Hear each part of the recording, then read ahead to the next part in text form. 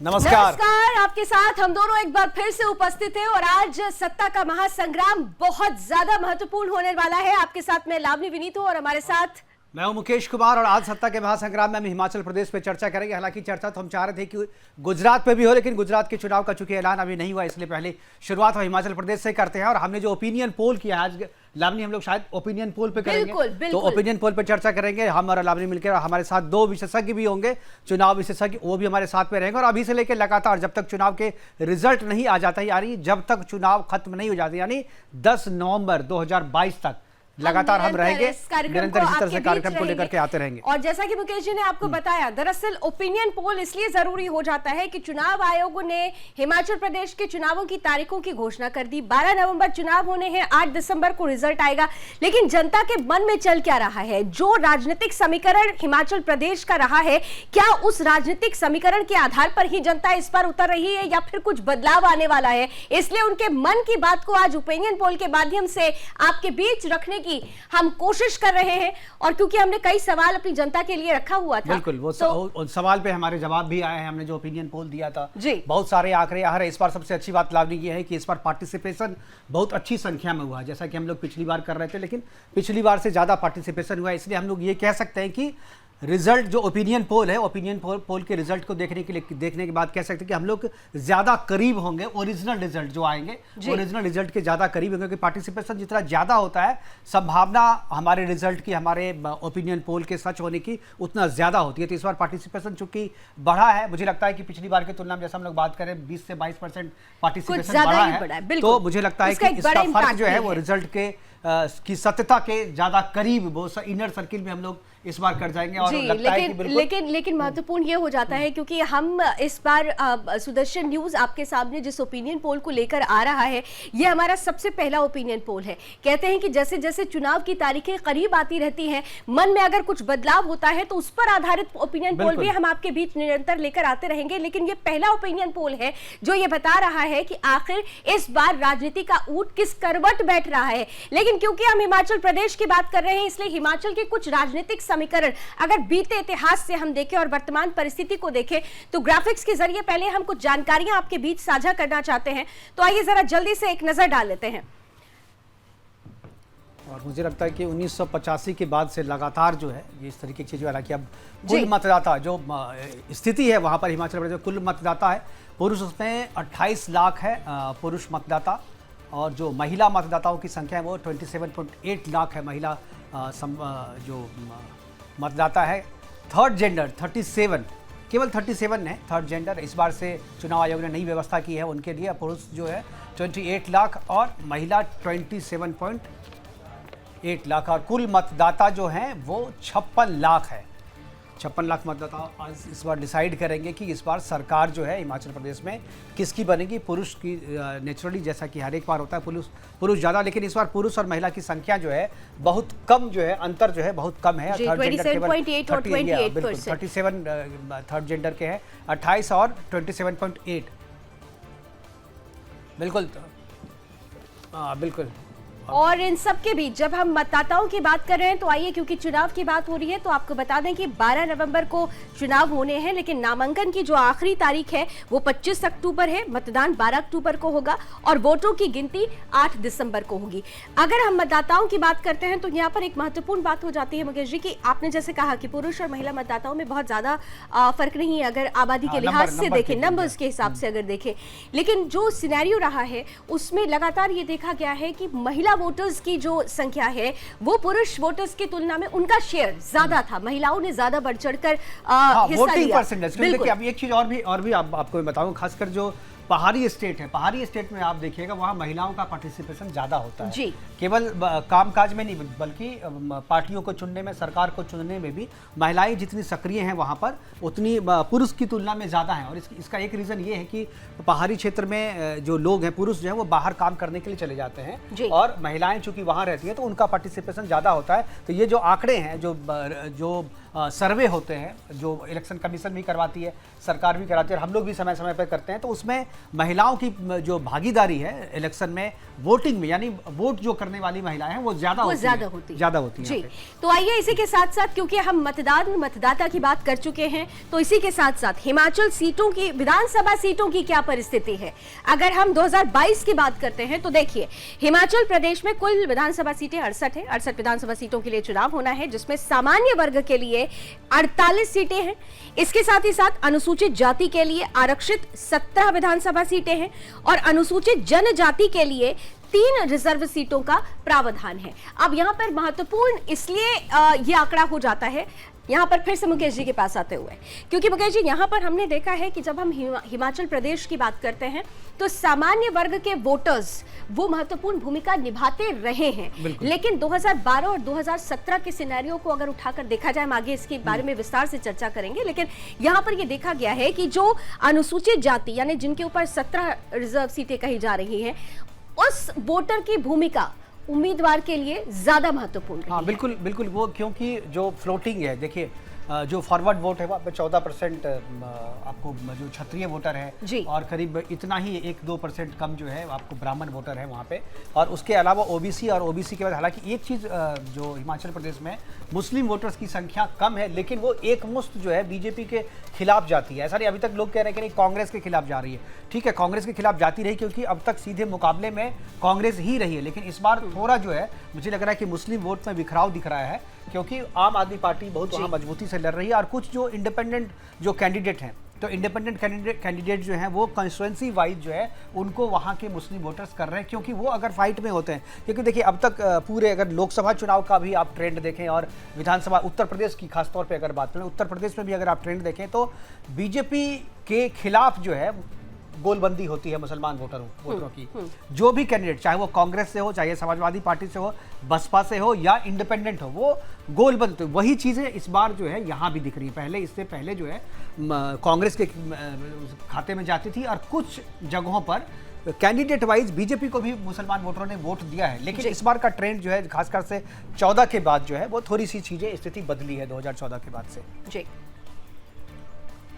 तो क्योंकि अभी आप जातियों की बात कर ही रहे हैं, तो हम जब कास्ट सिनेरियो की बात करते हैं तो क्या कहता है कास्ट सिनेरियो यहाँ का हिमाचल प्रदेश में। देखिए, राजपूत 37.5% है, ब्राह्मण 18% है, दलित वोटर्स की अगर बात की जाए तो 26.5%, गद्दी 1.5% और अन्य 16.5% है।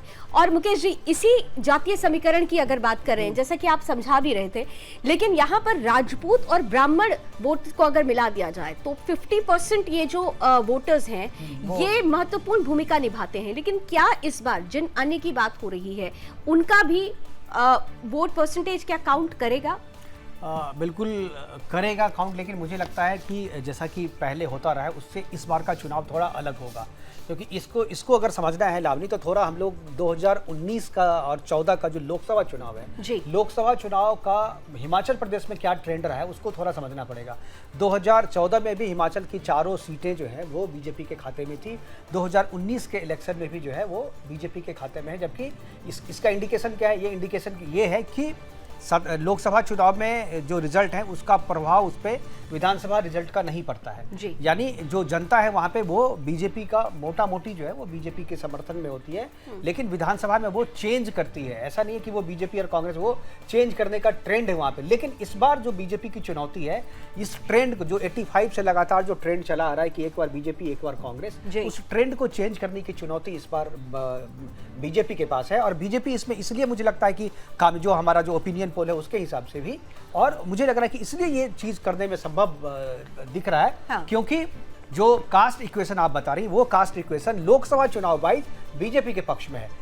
तो अगर इसका 50% भी अगर इधर होता है, क्योंकि कांग्रेस भी जो है राजनीति इन्हीं दो जो फॉरवर्ड क्लास है वहां पर जो लीड करते हैं, ब्राह्मण उन्हीं पर ही रहे हैं, उनके मुख्यमंत्री भी इन्हीं कास्ट से रहे हैं, उनके जो बड़े नेता हैं इन्हीं कास्ट से रहे हैं। लेकिन एक जो ये दलितों की जो 26.5% जो पॉपुलेशन है, इसके हिसाब से एक जो वहाँ चर्चा हो रही है डिलिमिटेशन की। देखिए अभी जो है वहाँ पर जो सुरक्षित सीटें हैं, सुरक्षित सीटों की कम संख्या जो पॉपुलेशन है, पॉपुलेशन के हिसाब से कम है। तो ये मांग हो रही थी कि डिलिमिटेशन हो और वहाँ जो रिजर्व सीटें हैं, रिजर्व सीटों की संख्या बढ़े। अगर रिजर्व सीटों की संख्या बढ़ेगी तो इसका फायदा किसको होगा, ये डिपेंड करता है कि रिजर्व सीट से लड़ने वाले नेता किसके पास अच्छे हैं, कैंडिडेट किनके पास अच्छे हैं। यानी बिल्कुल चेहरों की राजनीति जब कहेंगे ये महत्वपूर्ण होगी। ओपिनियन पोल अभी हम थोड़ी देर में ही सामने रखेंगे, तो ये प्रश्न भी हमने सामने रखा है, जनता इस पर क्या कहती है, उनका हम उनके मन की बात आपसे साझा करेंगे। लेकिन इन सबके बीच देखिए, आपने अब जातीय समीकरण की बात हो गई है, जो सिनेरियो रहा है हमने उसकी बात कर ली है, लेकिन क्योंकि ये सत्ता का महासंग्राम है और हर कोई इस महासंग्राम का विजेता होना चाहता है, इसलिए चाहे भारतीय जनता पार्टी हो या कांग्रेस हो या पहली बार चुनावी मैदान में ताल ठोक रही आम आदमी पार्टी हो, तीनों ही अपनी तरह से प्रचार प्रसार की कमान को संभाल चुके हैं और किस तरीके से हिमाचल की जनता को अपने पक्ष में करने के लिए धारा बह रही है। आइए एक छोटी सी रिपोर्ट आपके बीच रखते हैं।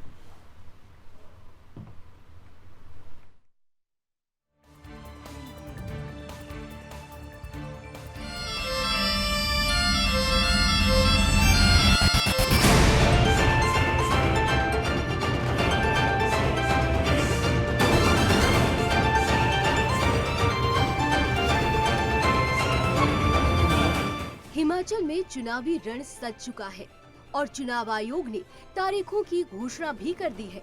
इसके साथ ही राजनीतिक दलों ने भी चुनावी शंखनाद कर दिया है। मिशन रिपीट के लिए प्रधानमंत्री नरेंद्र मोदी खुद चुनावी मैदान में हैं और अब तक कई रैलियां कर चुके हैं। वहीं कांग्रेस की ओर से भी महासचिव प्रियंका गांधी वाड्रा ने चुनावी रण में एंट्री कर दी है।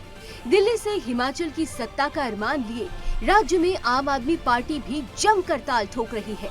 जहां बीजेपी को अपनी जन कल्याणकारी योजनाओं पर विश्वास है, तो वहीं प्रियंका गांधी वाड्रा महंगाई, बेरोजगारी और पेंशन का मुद्दा लेकर जनता के बीच पहुंच रही हैं। के बाद कहता हूं 7,000 हमने 8 वर्ष में अब तक 12,000 किलोमीटर लंबी गांव की सड़कें बनाई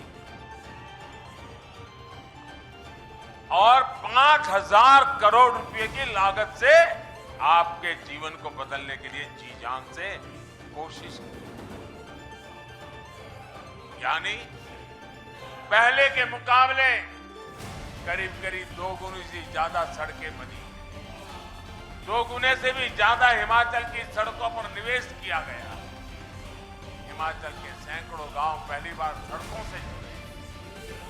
आज जो योजना शुरू हुई है, इससे भी 3,000 किलोमीटर की सड़कें गांवों में नई बनेगी। इसका सबसे अधिक लाभ चंबा और दूसरे जनजातीय क्षेत्रों के गांवों में होगा। चंबा के अनेक क्षेत्रों को अटल टनल का भी बहुत अधिक लाभ मिल रहा है। इससे क्षेत्र साल भर बाकी देश से जुड़े रहे हैं। कर्मचारियों को लीजिए, आपके प्रदेश में तकरीबन 2 लाख कर्मचारी हैं। आज कहाँ हैं? धरने पे बैठे हैं, महीनों से धरने पे बैठे हैं। सरकार का एक प्रतिनिधि नहीं आया क्योंकि उनको पेंशन नहीं मिल रहा है। ये पेंशन किसने हटवाया? भाजपा की केंद्र सरकार ने हटवाया। जब पेंशन को, पुराने पेंशन को देने की बात होती है तो क्या जवाब मिलता है इनसे? कहते हैं पैसा ही नहीं है। आप सब ये कहते हैं इकोनॉमी खराब हो जाएगी, पैसा नहीं है हमारे पास। नौजवान बेरोजगार हैं, यहाँ पे बहुत सारे पढ़े लिखे नौजवान हैं। तो कैसी सरकार है ये? अरे महिलाओं से मेरी बहनें बैठी हुई हैं, आपको तो गैस सिलेंडर कहते हैं कि दिया, 1,000 रुपए का गैस सिलेंडर कौन खरीदेगा? वो भी आपसे छीन ली। इस दौरान राजनीतिक दल अपने आप को राज्य का करीबी बताने में भी जुटे हुए हैं।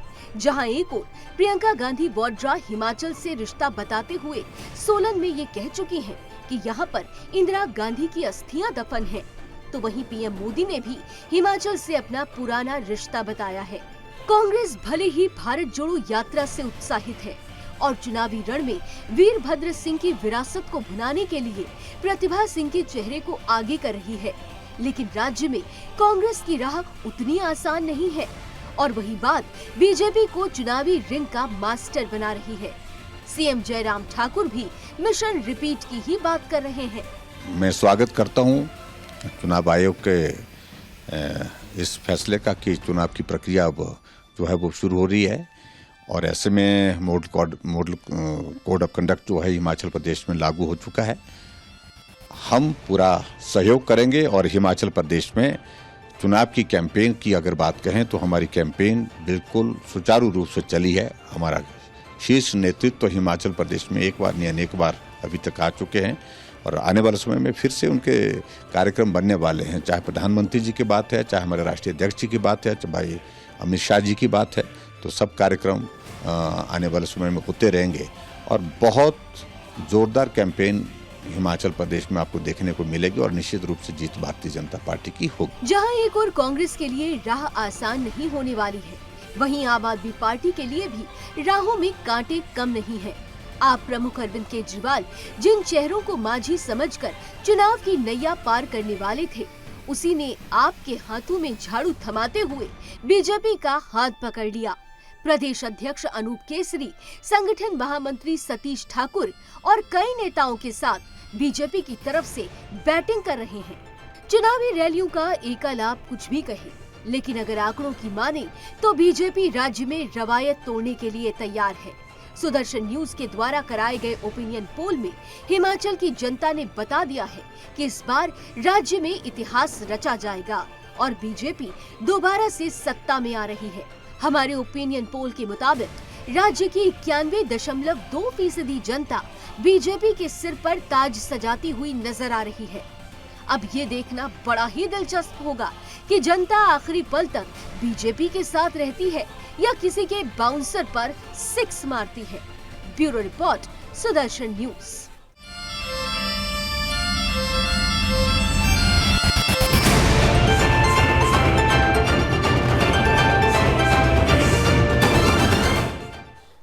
तो इतिहास दोहराया जाएगा या नया इतिहास बनेगा, ये तो तय हो जाएगा 8 दिसंबर को। लेकिन पहले जो परिस्थितियां बन रही हैं वो ये बता रही हैं कि शायद इतिहास दोहर सकता है। तो क्या कहते हैं हमारे ओपिनियन पोल? आइए सबसे सटीक ओपिनियन पोल जो इस वक्त हम आपके बीच रख रहे हैं, सबसे महत्वपूर्ण ओपिनियन पोल में हमने आपसे ये पूछा था कि हिमाचल प्रदेश में किसकी बनेगी सरकार। तो मुकेश जी, सामने है रिजल्ट। 91% जो है वो बीजेपी की तरफ, यानी कमल खिलाना चाहती है हिमाचल प्रदेश की जो जनता है।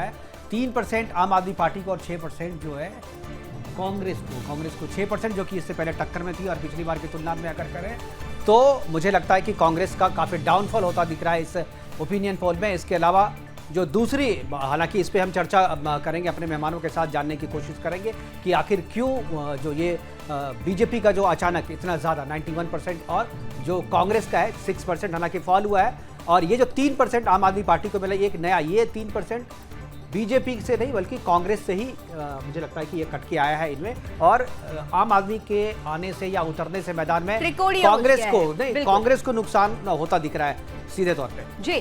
लेकिन जिसके लिए हम बात कर रहे थे कि भाई ये भारतीय जनता पार्टी को क्यों पसंद किया गया है, बहरहाल जो ओपिनियन पोल कह रहे हैं, अगला प्रश्न दरअसल इसी से जुड़ा हुआ था। हमने आपके सामने प्रश्न रखा था, हमने आपसे पूछा था कि सरकार के कामकाज पर आप वोट देते हैं या फिर मोदी के नाम पर चुनाव होगा। तो आपके सामने रिजल्ट है और देखिए क्या कह रही है हिमाचल प्रदेश की जनता। मुकेश जी, दोनों कामकाज के आधार पर 52% जनता ने कहा है कि कामकाज के आधार पर हम वोट देंगे और मोदी के नाम पर जो है वो 42%। हालांकि परसेंटेज जो है अगर आप मिलाएंगे दोनों को 3% हिंदुत्व के नाम पे और 500 और 1000 के नोट जो चलाने का उसके नाम पे 3% यही खुला था। क्योंकि एक नया मुद्दा आया है कि कोर्ट ने कहा है कि 500 और 1000 रुपये का नोट जो है किस कानून के तहत बंद किया गया था, तो उसके लिए हमने ये क्वेश्चन पूछा था। तो 3% लोग जो है वो इस आधार पर भी अपना वोट किया। लेकिन अगर मिला दें आप तो ऐसा लग रहा है, एक चीज़ जो इसमें ये हो रहा है कि हिंदुत्व के नाम पर जो बीजेपी का कोर एजेंडा रही है, हिंदुत्व के नाम पर हिमाचल प्रदेश में कम से कम जनता जो है वो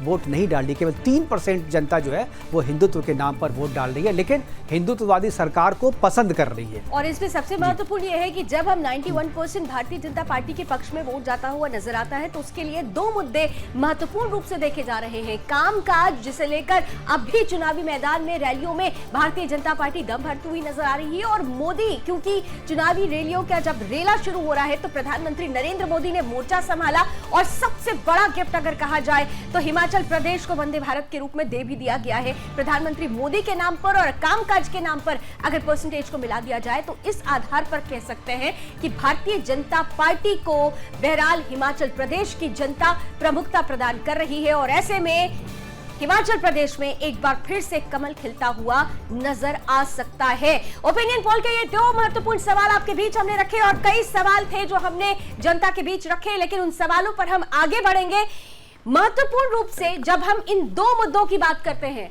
तो आइए इसी के साथ हमारे साथ विशेष अतिथियों के जुड़ने का सिलसिला भी शुरू हो चुका है। हमारे साथ इस वक्त पैनल के रूप में जाने वाले राजनीतिक विश्लेषक जिगर दोषी जी जुड़ चुके हैं और साथ ही साथ हमारे साथ वरिष्ठ पत्रकार और राजनीतिक विश्लेषक प्रेम कुमार जी भी जुड़ चुके हैं। और जरा स्क्रीन पर लेकर आते हैं दोनों का बहुत बहुत स्वागत। और मुकेश जी, प्रश्नों का सिलसिला आप शुरू करिए। बिल्कुल, सबसे पहले दोनों का स्वागत। और अगर मेरी आवाज़ मिल रही है तो मैं चर्चा की शुरुआत जो है प्रेम कुमार जी से करना चाहूँगा, क्योंकि प्रेम कुमार वरिष्ठ पत्रकार होने के साथ साथ इस तरीके के चुनावी विश्लेषण में इनकी खास तौर पे मैंने देखा है जितने दूसरे चैनल में, और हमारे साथ भी इन्होंने जो है काफ़ी डिबेट किया है। तो इलेक्शन में प्रेम कुमार जी और सर्वे के विश्लेषण में या ओपिनियन पोल के विश्लेषण में आपको महारत हासिल है। जो हमारा जो ओपिनियन पोल है, मुझे पता है कि आप फिर इसके कंटेंट पे आप इस पर सवाल उठाएंगे, इसीलिए मैं आप ही से शुरुआत करना चाहूँगा कि अभी जो फिलहाल जो हमारे पास जो सर्वे है, हमारे पास जो माफ़ कीजिएगा सर्वे नहीं, जो ओपिनियन पोल है, ओपिनियन पोल के मुताबिक जो 52% जो लोग हैं वो बीजेपी को 52% कामकाज के आधार पर करना चाह रहे हैं और 92 एक तरीके से क्लीन स्विप जो है वो बीजेपी को मिलता दिख रहा है। अगर ऐसा होता है तो ये एक उस परंपरा के खिलाफ है बीजेपी में जो हिमाचल प्रदेश में जो 85 से लगातार चलती आ रही है कि एक बार बीजेपी एक बार कांग्रेस। क्या आपको लगता है जो हमारा ओपिनियन पोल है वो सही है, परंपरा इस बार टूटेगी, या आपकी कुछ अपनी अलग राय है? मुकेश जी, सबसे पहली बात यह है कि ओपिनियन पोल आपका होने का मतलब आपके चैनल ने, आपके पत्रकारों ने किया हो तो ये आपका है। नहीं, लेकिन मैं साफ कर दूं, ये हमने अपने वेबसाइट और अपने सोशल मीडिया पे डाला था और उसमें जो एंट्री आई है वो यूनानिमस आई है। किसी के बारे में कुछ पता नहीं है किसने डाला है, वो हो सकता है आप भी उस पर अभी भी डाल सकते हैं, वो इट इज स्टिल ओपन। जी, आमतौर पर जो ओपिनियन पोल होते हैं वो एजेंसियां करती हैं और उसके साथ टाई अप होता है और उसके बाद वो जनता के सामने आता है। और मेरा ओपिनियन पोल के बारे में, इससे पहले कि मैं आगे राय रखूं, संक्षेप में एक दो लाइन में बोलता हूं कि ओपिनियन पोल अपने ही ओपिनियन पोल्स को अगले पोल में गलत ठहराते हुए दिखते हैं और वो एजेंसियां जिम्मेदार नहीं होती है, अकाउंटेबल नहीं होती है और चैनल भी थोड़े समय के बाद में उससे पीछा छुड़ा लेता है। ये लेकिन यहाँ पर मैं आपको क्लियर आउट कर दूं, क्योंकि ये पहली बार नहीं है कि आप हमारे साथ इस तरीके की चर्चा में आप बतौर अतिथि उपस्थित हैं। आपने बीते कई इलेक्शंस और खासतौर से अगर बीते 10 सालों की बात करें तो उत्तर प्रदेश इलेक्शन की बात करें, उत्तराखंड से लेकर हमने सर्वे भी रखा, ओपिनियन पोल भी रखा और 99.9% और कई मामलों में 100% हमारा जो सर्वे था, जो ओपिनियन पोल था, वो सही साबित हुआ है। तो हम दरअसल ग्राउंड पर उतरकर इस ओपिनियन पोल को लेकर आए हैं।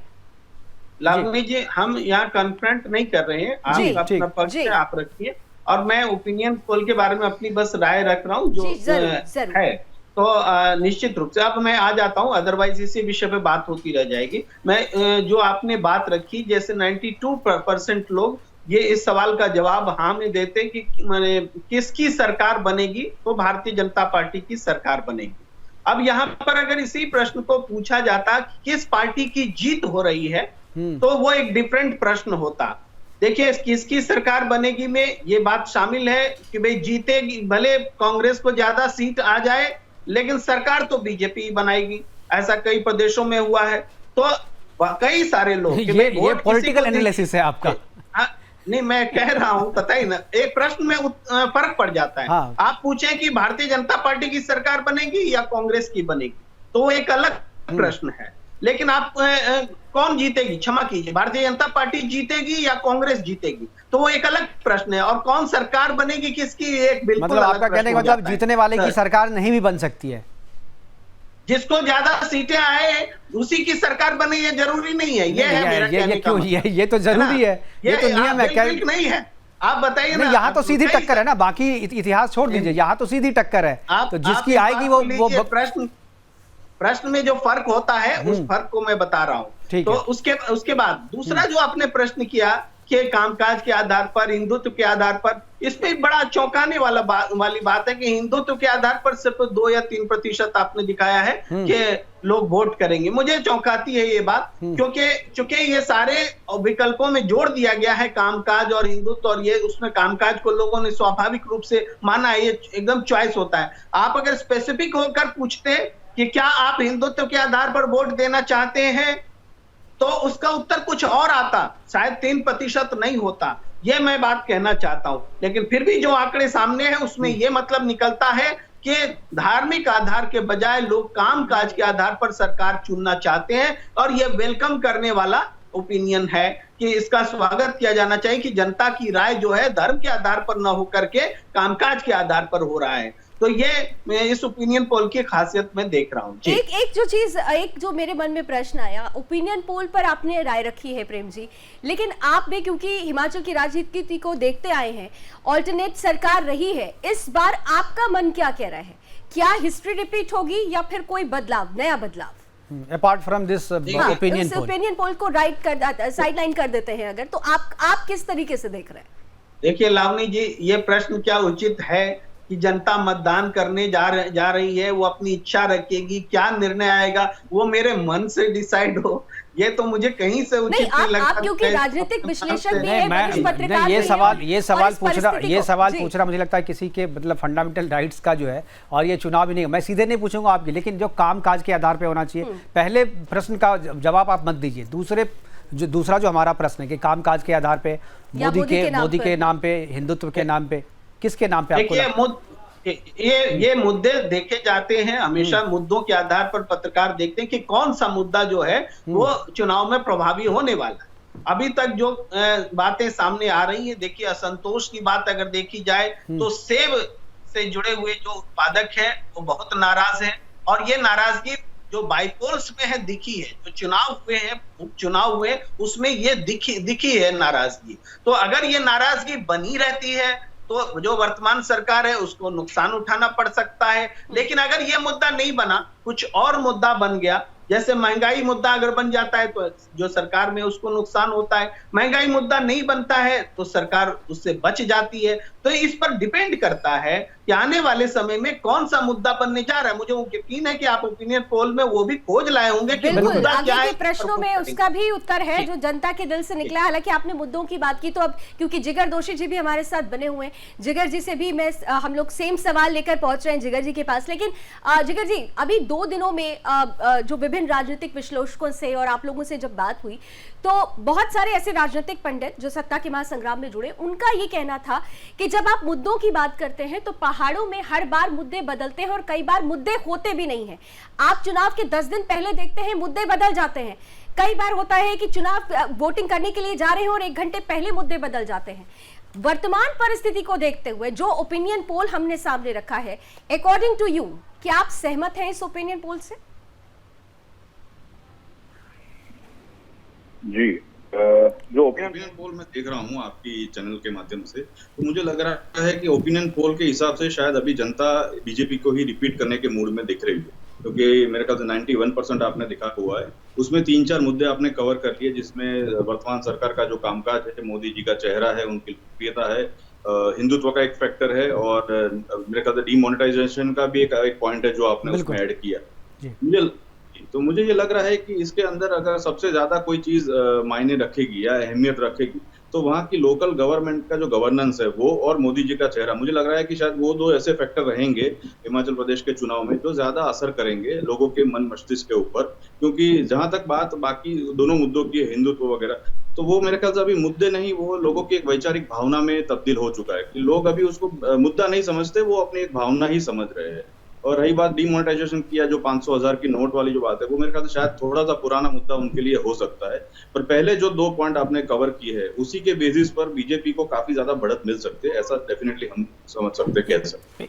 एक सवाल मैं जिगर जी आपसे भी और प्रेम जी आपसे भी, ये जो आप 3% हिंदुत्व के नाम पे आराम करें कि नहीं हिंदुत्व मुद्दा नहीं है चुनाव का, क्या आपको ये नहीं लगता कि अगर कामकाज के आधार पे लोग कह रहे हैं कि नहीं सरकार रिपीट होनी चाहिए, और जो सरकार है वहाँ पे वो हिंदुत्ववादी एजेंडे वाली ही सरकार है, क्योंकि बीजेपी का कोर एजेंडा रहा है, लिख करके नहीं, लेकिन सबको ही पता है कि हिंदुत्व के मुद्दे पर अगर कोई पार्टी आगे आती है तो वो केवल बीजेपी ही है। और इसलिए जनता ये समझ के कि भाई जो सरकार तो अपनी ही है और सरकार अगर अच्छा कामकाज कर रही है तो ये दोनों को एक ही मानकर ज़्यादातर लोगों ने उधर कामकाज के आधार पर कर दिया। इसीलिए जो आंकड़ा जो है हिंदुत्व के नाम पर, सीधे तौर पर हिंदुत्व के नाम पर आंकड़ा जो है वो कम है, लेकिन कामकाज के आधार पर सबसे ज्यादा है। क्या आपको लगता है कि दोनों इंटरनली लिंक्ड हैं, इसलिए लोगों ने इस तरीके का ओपिनियन दिया है? जी बिल्कुल, जैसे आपने बताया मुकेश जी, वो बात से मैं बिल्कुल सहमत हूँ। ये हो सकता है, और क्योंकि हिंदुत्व देखिए जैसे लोगों के अब ऐसा है कि एक भावनात्मक मुद्दा डेफिनेटली है, पर वो मुद्दे की तरह मैं इसे नहीं देख रहा हूँ। क्योंकि पिछले 20 सालों में जब मोदी जी सीएम थे गुजरात के और उसके बाद जब पीएम बने पिछले 8 सालों में, तो हिंदुत्व का मुद्दा बीजेपी ने हमेशा बहुत ही जोर शोर से उठाया है। और मेरे ख्याल से जितना एक अवेयरनेस लाना चाहिए था पूरे भारतवर्ष में, वो डेफिनेटली वो ला चुके हैं। तो लोगों के मन में अब ये बिल्कुल बैठ चुका है। इसको मुद्दा कब बना सकते हैं, जब विपक्ष भी उसके ऊपर काउंटर अटैक करता हो। पर मेरे ख्याल से अब लोगों के मन में ये चीज बिल्कुल बैठ चुकी है कि हिंदुत्व की अगर कोई बात करता है तो वो सिर्फ बीजेपी करती है। तो मेरे ख्याल से ये उनके फेवर में ऑलवेज हमेशा ही रहेगा। उसके लिए उनको विपक्ष की तरफ से या किसी और दल की तरफ से कोई काउंटर आर्ग्यूमेंट या कोई काउंटर क्वेश्चन जनरली नहीं आते कि हिंदुत्व है तो बीजेपी का डेफिनेटली उसके ऊपर एक सिंबॉलिक थप्पा लग चुका होता है। इसीलिए मुझे लग रहा है कि कामकाज के बेसिस पर, जो वर्तमान सरकार है उनके कामकाज के बेसिस पर इस बार लोग ज्यादा ध्यान देंगे और वही तरीके से वापस से सरकार को लाने के लिए अपने हिसाब से जो वोट बिल्कुल एक चीज तो ये भी है कि जो लोग वोटर है वो काफी प्रैक्टिकल है और वो सीधे तौर पे धर्म के नाम पे, हिंदुत्व के नाम पे नहीं कहते ना कि भूखे भजन ना हो ही गोपाला। मतलब अगर कामकाज आप अच्छा नहीं कर रहे हैं, आप कह रहे हैं कि नहीं हमें हिंदुत्व के नाम पे वोट दो, तो वो वोट नहीं मिलेगा आपको। हिंदुत्व के नाम पे आपको रहना, लेकिन आप अगर काम करेंगे तभी आपको वोट मिलेगा। प्रेम जी, देखिए मुकेश जी, आपकी बात बिल्कुल सही होती, पर है क्या कि धर्म के नाम पर जब वोट मांगना होता है तो लोग वोकल होते हैं। धर्म के नाम पर वोट देने वाले वोटर भी हमेशा वोकल रहते हैं, छुप करके नहीं वोट देते, कि चाहे अल्पसंख्यक हो बहुसंख्यक हो।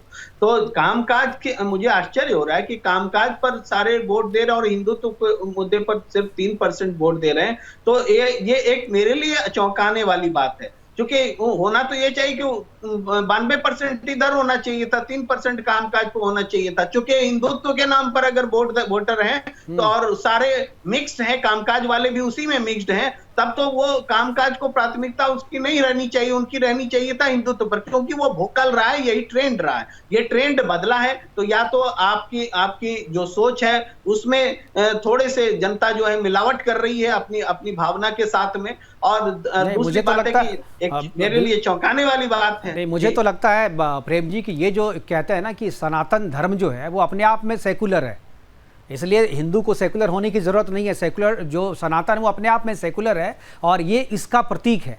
ये जो ओपिनियन है, ये जो ओपिनियन का 3% केवल हिंदुत्व के नाम पे, बाकी कामकाज और मोदी के नाम पे, ये बताता है कि सनातन जो है वो अपने आप में जो है वो धर्मनिरपेक्ष है और सनातन को किसी टैग करने की जरूरत नहीं। ये भी एक विश्लेषण हो सकता है। जी मुकेश जी, इस प्रश्न का पैटर्न क्या पहली बार बदल के आपने चेक किया? पहले भी आपने ऐसे प्रश्न पूछे होंगे। क्या कभी आपने सुना था कि कामकाज के आधार पर 90% से ज्यादा लोग वोट दे रहे और हिंदुत्व पर 3% नहीं, ऐसा हमने नहीं सुना। नहीं, मैं आपको दुरुस्त कर देता हूं। जहां पर कांग्रेस की सरकार है और चाहे बीजेपी की सरकार नहीं, वहां पर लोगों ने हिंदुत्व के नाम पे दिया है। लेकिन जहां बीजेपी की सरकार है वहां पर यह कम है। आप देखिए, फर्क समझिए आप। जहां पर बीजेपी की सरकार नहीं है, जहां बीजेपी सत्ता में नहीं है, वहां पर लोग हिंदुत्व के नाम पर वोट डालकर वहां पर पोल कर रहे हैं, वहां ओपिनियन दे रहे हैं अपना। लेकिन जहां पर बीजेपी की सरकार है वहां नहीं दे रहे। इट मींस कि बीजेपी के कामकाज से खुश है, उनको लग रहा है कि बीजेपी नहीं हुए हैं। जी, उत्तर प्रदेश पर बता दीजिए, अभी तो ज्यादा दिन नहीं हुए। हिंदुत्व पर तो अच्छा खासा आंकड़ा दिख रहा था हिंदुत्व के नाम पर वोट देने का, भी मुझे याद नहीं है। नहीं, उत्तर प्रदेश के जो सर्वे हुए थे या उत्तर प्रदेश का जो ओपिनियन पोल था उसमें हमने पार्टिकुलरली ये प्रश्न नहीं किया था। उसमें ये प्रश्न हमने मेंशन नहीं किया था, इसलिए उत्तर प्रदेश के बारे में खासतौर पे इस प्रश्न का ओपिनियन में मैं नहीं बता सकता। लेकिन ये जो है बीजेपी रूलिंग पार्टी कौन है उसके आधार पे भी आंसर देने वालों की जो मनोदशा है, मुझे लगता है कि वो चेंज हो रही है। एक बात चाहे मुकेश जी आपसे मैं सुन रही हूँ या प्रेम जी से सुन रही हूँ या जिगर जी से सुन रही हूँ, ऐसा लगता है कि अगर हम वोट पैटर्न की जब बात कर रहे हैं, और जैसा कि प्रेम जी भी कह रहे हैं कि चौंकाने वाला आंकड़ा है, लेकिन एक बात जो आपने शुरू में बोली कि एक ऐसी पार्टी जो हिंदुत्व के एजेंडे को लेकर ही, कोर एजेंडे के साथ आगे बढ़ती है, और अगर जनता उस पार्टी को चुन रही है, चाहे वो मोदी के नाम पर हो या कामकाज के नाम पर हो, तो इटसेल्फ उसका पर्याय हिंदुत्व उसमें जुड़ा हुआ है। तो मुझे लगता है कि ये अगर कहा जाए कि हिंदुत्व बिल्कुल साइडलाइन कर दिया गया है, तो ऐसा नहीं है। हाँ, इतना जरूर है कि क्योंकि पहाड़ों की जनता के लिए सबसे महत्वपूर्ण होता है उनका विकास कितना हो रहा है, और विकास के पहिए को रफ्तार देने के लिए काम कितना हुआ है, कौन सी पार्टी कर रही है। इसलिए शायद ये कहा जा सकता है कि कामकाज, और दूसरे अगर सेकेंड नंबर पे देखें तो मोदी के नाम पर ये वोट पड़ रहे हैं। बहरहाल क्योंकि प्रश्नों की संख्या ज्यादा थी, इसलिए प्रेम जी और जिगर जी, और मुझे लगता है कि थोड़ा सा प्रश्नों की संख्या को थोड़ा आगे बढ़ते हैं, इस रेल को भी हम भी आगे बढ़ाते हैं। आइए जरा जल्दी से देख लेते हैं दूसरे। हाँ बिल्कुल। तो सबसे महत्वपूर्ण सवाल जो दूसरा, हमारे पास और भी सवाल हैं, करीब 12 सवालों की एक लंबी फहरिस्त है हमारे पास। और जो दूसरा जो प्रश्न है, क्या सरकार के कामकाज से आप संतुष्ट हैं?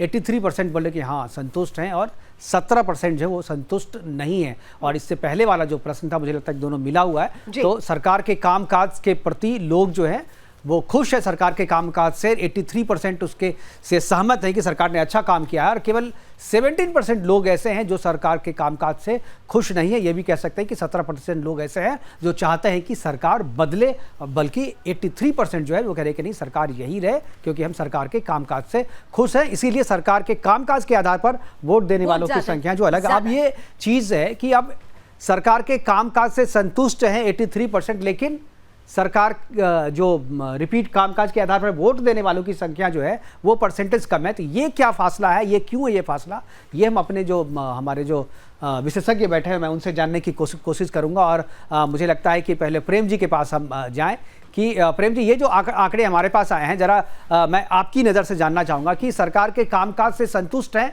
83%, लेकिन कामकाज के आधार पर वोट डालने वाले का जो परसेंटेज है वो 52% है। तो ये जो एक बड़ा अंतर है, मतलब करीब 28 से 30% का जो अंतर है, ये इसको क्या मानते हैं आप? क्यों ऐसा क्यों होता? क्या जनता जो सरकार के कामकाज से संतुष्ट है वो भी कामकाज के आधार पर वोट नहीं डालती? इसका मतलब मुकेश जी ये है साफ तौर पर कि कामकाज को मुद्दा बना करके वोट देने वालों में वो लोग भी शामिल होते हैं जो सरकार से नाराज रहते हैं, असंतुष्ट रहते हैं। तो जाहिर है कि उसका प्रतिशत बड़ा हो जाता है, वो 90% से ज्यादा है आपके इसमें भी। और सिर्फ स्पेसिफाई आपने किया कि 83% लोग जो है कामकाज से संतुष्ट हैं सरकार का, तो इसका मतलब कि 83 माइनस 92 जो है लगभग 9% का फर्क, वो 9% जो है वो नाराज वर्ग में होगा। ये मुझे मोटे तौर पर समझ में आता है, पर इसका मतलब ये भी है इससे थोड़ा अलग हट करके कि 83% अगर सरकार के कामकाज से खुश हैं तो 68 में 68 सीटें भारतीय जनता पार्टी को मिलने जा रही है। जी क्योंकि अभी मैं स्क्रीन पर देख पा रही हूँ हमारे साथ इस वक्त हेमंत जी भी राजनीतिक विश्लेषक हैं, वरिष्ठ पत्रकार हैं और इस पैनल का हिस्सा हो चुके हैं। हेमंत जी, आपका भी बहुत बहुत स्वागत है। और हिमाचल में क्योंकि आपने जमीनी स्तर पर कई इलेक्शंस को कवर किया है, तो अभी जो ओपिनियन पोल हम सामने रख रहे हैं उस ओपिनियन पोल में भारतीय जनता पार्टी को बढ़त मिलती हुई, यानी ये कहा जाए कि इतिहास दोहराया जा रहा है भारतीय जनता पार्टी की तरफ से। ओपिनियन पोल फिलहाल जो अभी आए हैं वो ये कह रहे हैं, लेकिन कई ऐसी परिस्थितियां हैं, उन परिस्थितियों में हो सकता हो चुनाव आते आते कुछ बदलाव हो जाए, लेकिन अभी जो ओपिनियन पोल है वो भारतीय जनता पार्टी की सरकार को दोबारा पहाड़ों पर लेकर आ रहे हैं। आपका रिएक्शन सर? नहीं, लेकिन एक सवाल मैं हेमंत जी इसमें ऐड कर देता हूं लावनी के सवाल में। ये जो दो सवाल हमने पूछे, एक सरकार के कामकाज से संतुष्ट है उसका आंकड़ा 83% है, और कामकाज के आधार पर वोट देने वालों का जो परसेंटेज वो 52% है। तो ये जो अंतर है, अभी प्रेम जी से भी मैंने ये पूछा था तो उन्होंने जो समझाया, मैं चाहता हूँ कि एक बार आप भी ये इसको किस तरीके से देखते हैं, क्या एनालिसिस है इसका कि जो अगर सरकार के कामकाज से आप संतुष्ट हैं तो फिर उस संतुष्टि के आधार पर वोट क्या नहीं डालते हैं आप? आपकी वोट डालने का जो कसौटी है वो अलग होती है संतुष्टि के। अगर आप सरकार के कामकाज से संतुष्ट है तो क्या वोट जब डालने जाते हैं तो आपका मुद्दा जब वो बदल जाता है कि आप जात के आधार पर डाल देते हैं, धर्म के आधार पर डाल देते हैं या हिंदुत्व के नाम पर डाल देते हैं, कामकाज के आधार पर वोट नहीं डालते हैं, संतुष्ट हैं, लेकिन वोट डालने के लिए जब जाएंगे तो हमारा मुद्दा जो है, हमारी जो कसौटी है वो बदल रही है। देखिए, आपने जो बात कही जी, आपसे कर रहा हूँ जी। पहली चीज ये है कि हर राज्य का अपना मिजाज होता है। उत्तर प्रदेश का अलग है, हिमाचल प्रदेश का आपका अलग हो। तो ये जो बहुत सारी चीजें हैं यहाँ पे इरेलेवेंट है, हिंदुत्व मुद्दा या उस तरह कुछ नहीं, नथिंग, एक बात। दूसरा, ओपिनियन पोल, चलो उस पर बात करेंगे जो आपने करवाए होंगे। मेरा जाति मामला ये है कि मैं इस पे बिलीव नहीं करता बहुत ज्यादा। इसकी वजह है कि ये तीर और तुक्के वाले बात है। इतना हम कितने सालों से मैं देखता हूँ, लग गए तो तीर है, नहीं तो तुक्का है किसी का। तीसरा जो सबसे महत्वपूर्ण है, मैं ओपिनियन पोल की बात कर रहा हूँ। मुझे जर्नलिज्म में 26 साल हो गए हैं। मेरे पास आज तक ना मेरे रिश्तेदारों के पास, ना मेरे यारों दोस्तों के पास मैंने सुना कभी कोई एजेंसी ने उनसे पूछा कि कौन जीत रहा है, कौन हार रहा है, किसको वोट दोगे, किसको नहीं दोगे। तो इस पे तो मेरी बहुत राय नहीं है इस तरह की कि ये ओपिनियन पोल होते हैं। तो मैंने जो पहले कहा कि तीर और तुक्के वाली बात है, एक। नंबर 2, हिमाचल प्रदेश एक ऐसा राज्य है जो मैंने कल भी आपसे बात की थी और आपको जानकारी है कि परिवर्तन होता है यहाँ पे हर सरकार लंबे टाइम से, ऑलमोस्ट कोई 85 के बाद ऐसा ही चलता है, ठीक है।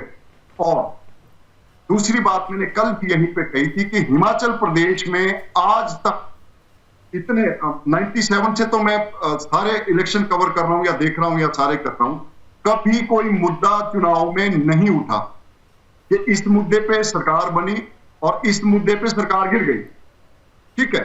यहां पे हर कंस्टिट्यूंसी का अपना अलग मिजाज है, वहां अपने अलग मुद्दे हैं, उसी पे ही इलेक्शन होते हैं। मान लीजिए सरकार के खिलाफ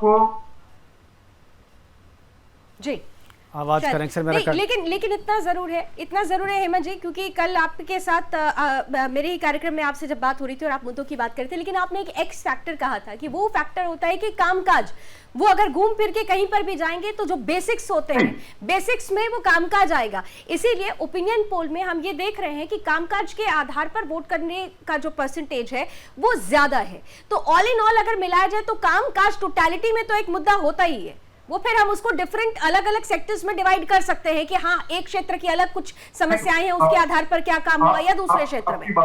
जी, आपकी बात बिल्कुल ठीक है। सरकार, कोई भी सरकार होती है, निश्चित तौर पे बहुत काम करती है, ऐसा नहीं है कि सरकारें काम नहीं करती है, चाहे वो बीजेपी की या कांग्रेस की, जिस भी तरह की होती है सारी। लेकिन मैं आपको एक हिमाचल की जिस तरह के यहाँ के ज्योग्राफिक सारी चीजें हैं, एक यहाँ पे हर कंस्टिट्यूंसी में अलग मसले हैं और हार जीत वहां पे तय ओवरऑल किसी सरकार का बहुत अच्छा या बहुत खराब ऐसा मैसेज नहीं तय करता है। आप मान के चलें कि 30, 35, 40 ज्यादा भी कंस्टिट्यूंसी ऐसी है हिमाचल प्रदेश में जहां पे निहायत ही लोकल मसले तय करते हैं हार जीत, एक। और अभी क्या है कि इस बारी जैसे हमने बात की कि तिकोना जैसा मसला कुछ बन रहा है हिमाचल प्रदेश में। तिकोना डायरेक्ट फाइट नहीं है तीनों में, लेकिन वोट तीसरा पार्टी भी ले जा रही है कहीं ना कहीं से। बिल्कुल सारा हम जब भी कभी इस पे कोई तय बात कह पाएंगे वो तब करेंगे जब टिकट मिल जाए।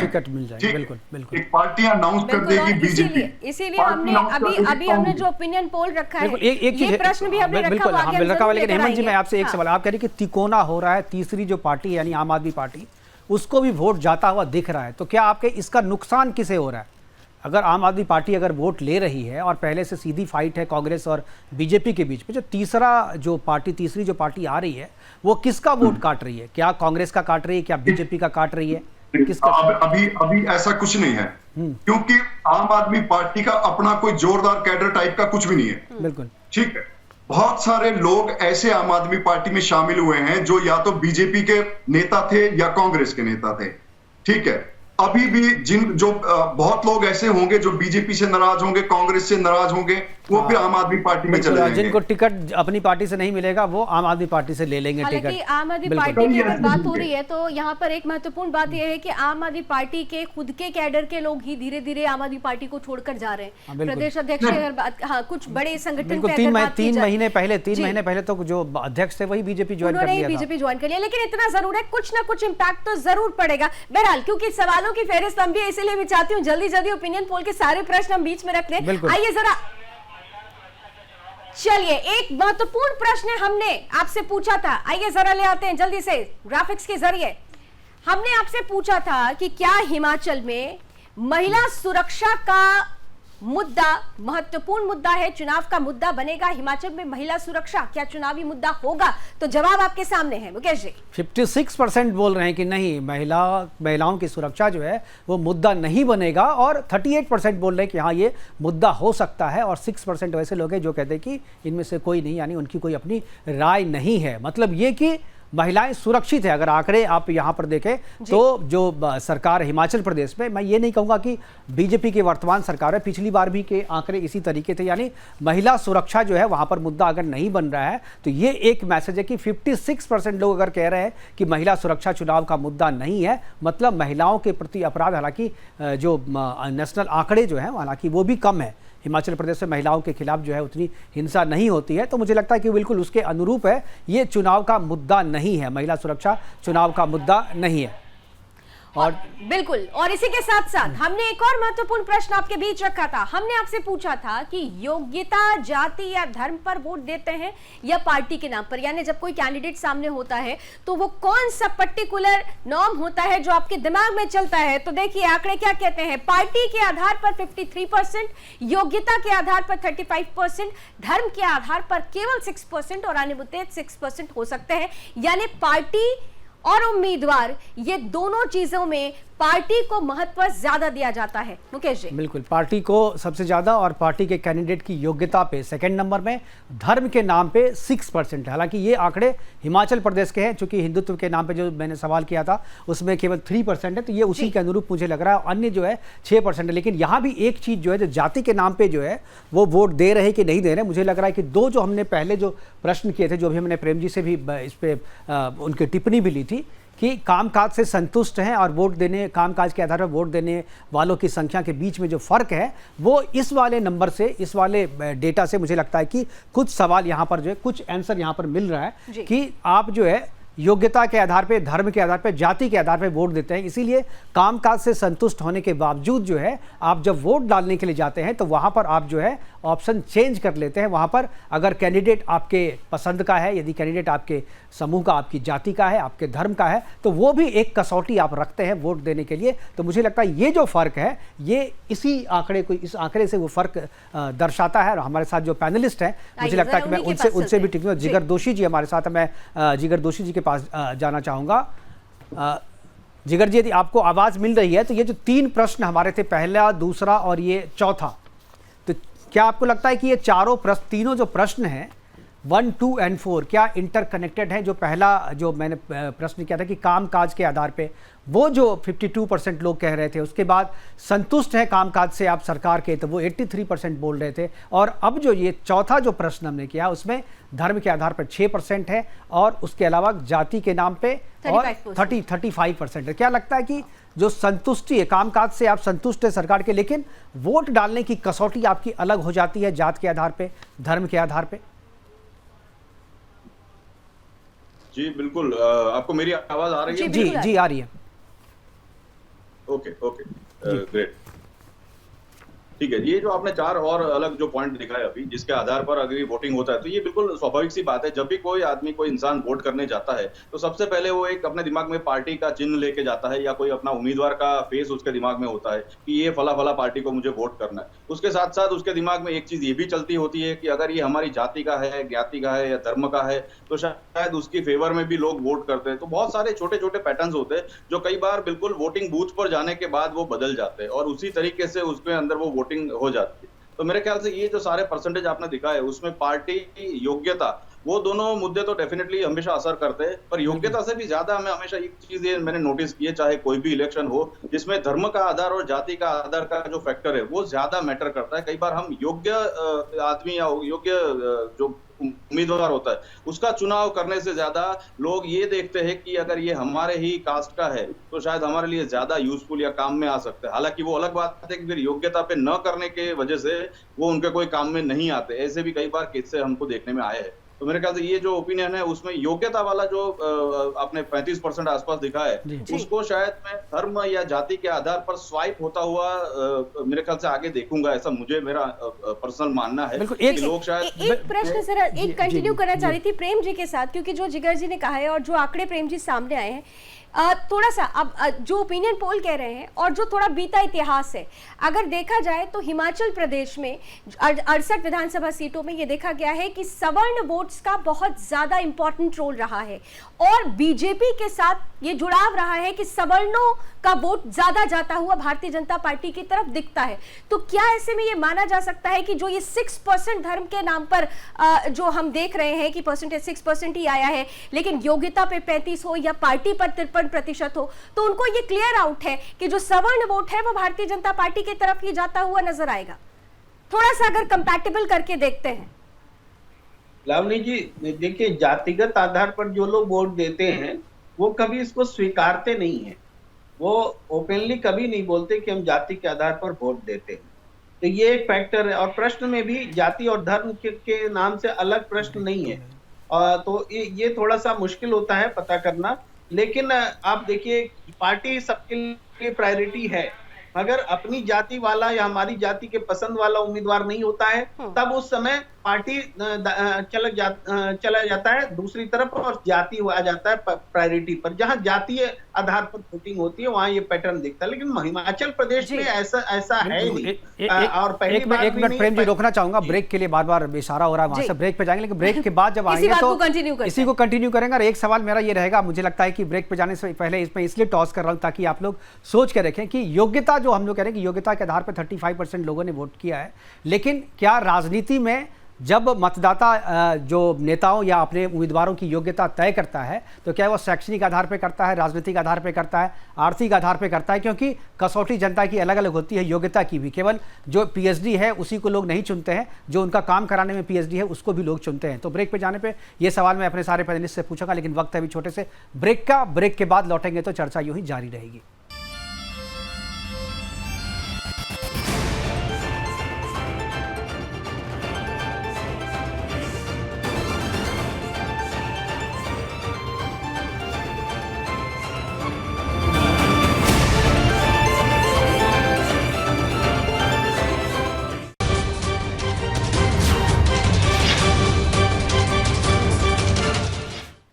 ब्रेक के बाद एक बार फिर से आपका स्वागत है। जारी है सत्ता का महासंग्राम, और सत्ता के महासंग्राम में ब्रेक लेने से पहले हमने सवाल किया था कि योग्यता के आधार पे जो हमारे पास जो आंकड़े थे कि 35% जो है योग्यता के आधार पे वोटिंग करते हैं, लेकिन योग्यता क्या, किस तरीके की योग्यता, क्या एडुकेशन, क्या शैक्षणिक योग्यता के आधार पर वोट डाल रहे हैं, या राजनीतिक योग्यता, या बाहुबल वाली योग्यता, या पैसे वाली और दबंगता वाली योग्यता?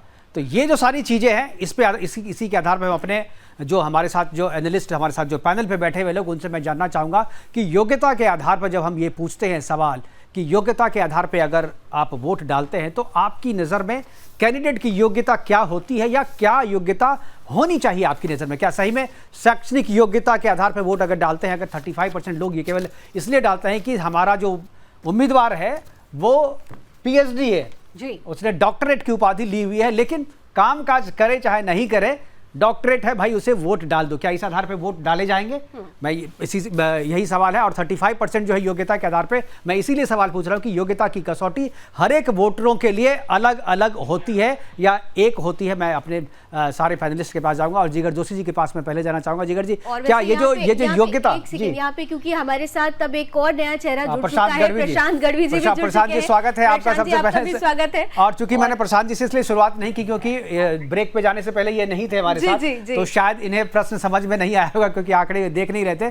तो मैं जिगर जी से पहले शुरुआत करना चाहूंगा। जिगर जी, क्या जब कसौटी हम कहते हैं कि नहीं, योग्यता के आधार पर, उम्मीदवार की योग्यता के आधार पर हम वोट डाल रहे हैं, तो क्या ये योग्यता क्या होती है? योग्यता की कसौटी वोटर के नज़र में क्या होती है? क्या वो सबसे पढ़े लिखे उम्मीदवार को वोट डालते हैं, या जो सबसे ज़्यादा सक्षम है आर्थिक रूप से उसको वोट डालते हैं, या जो सबसे ज़्यादा दबंग है, या जो सबसे ज़्यादा तिकड़मबाज है, जो उसके काम काज करा लेते हैं, जो जनता कहीं भी जाती है कोई भी चीज़, भाई यहाँ पे रोड बनाना, यहाँ बिजली देना, ये आदमी करवा देगा, लेकिन वो बहुत पढ़ा लिखा है, लेकिन भाई ये सब चीज़ हम नहीं कराते हैं, आप सदन में जाते हैं बोल नहीं पाते हैं, मुद्दे को उठा नहीं पाते हैं। योग्यता का क्या, योग्यता की कसौटी क्या हो?